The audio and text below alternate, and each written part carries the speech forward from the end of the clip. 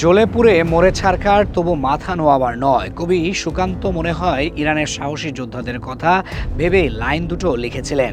যুদ্ধের ময়দানে কিভাবে মাথা উঁচু করে লড়ে যেতে হয় তা দেখিয়ে দিচ্ছেন তারা। ধ্বংসস্তূপের ভেতর দাঁড়িয়ে কিভাবে দেশের জন্য লড়াই চালিয়ে যেতে হয় তা তারা সারা বিশ্বকে দেখিয়ে দিচ্ছে। গত 12 দিন ধরে চলা এই রক্তক্ষয়ী সংঘর্ষ ইরানিদের জন্য অস্তিত্ব রক্ষার লড়াই হয়ে দাঁড়িয়েছে। প্রেসিডেন্ট ডোনাল্ড ট্রাম্পের প্রশাসন যুদ্ধের ময়দানে নিজেদের বিজয়ী দাবি করলেও মার্কিন প্রতিরক্ষা দপ্তরের ঊর্ধ্বতন কর্মকর্তারা কিন্তু বলছেন ভিন্ন কথা।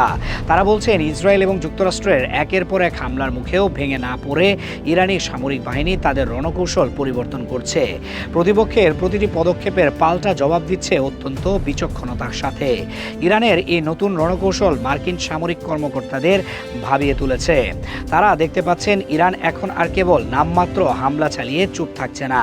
গত বছরগুলোতে দেখা গিয়েছিল ইরান কোনো আক্রমণের আগে সতর্কবার্তা দিত অথবা এমনভাবে ড্রোন ছুটত যা সহজেই ঠেকিয়ে দেওয়া যেত।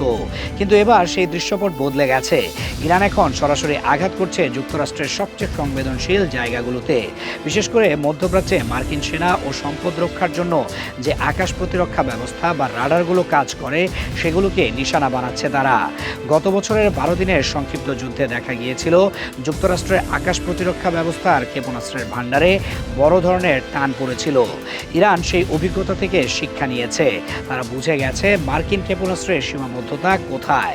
তাই তারা এখন কৌশলে মার্কিনীদের সেই মজুদ কমিয়ে আনছে, যাতে পরবর্তীতে আরও উন্নত ক্ষেপণাস্ত্র দিয়ে আঘাত আনা যায়।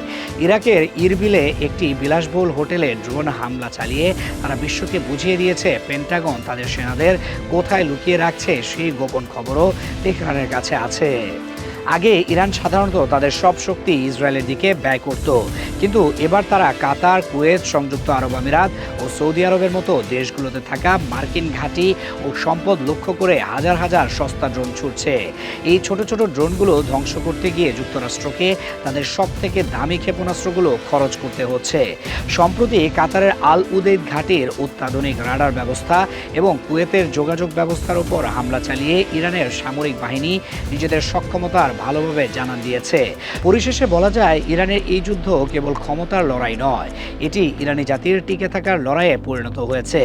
যুদ্ধের ময়দানে হাজারো প্রতিকূলতার মধ্যে কিভাবে নিজেদের দেশমাতৃকার জন্য লড়ে যেতে হয় তারই এক জীবন্ত উদাহরণ হয়ে দাঁড়িয়েছে ইরানের সামরিক বাহিনী।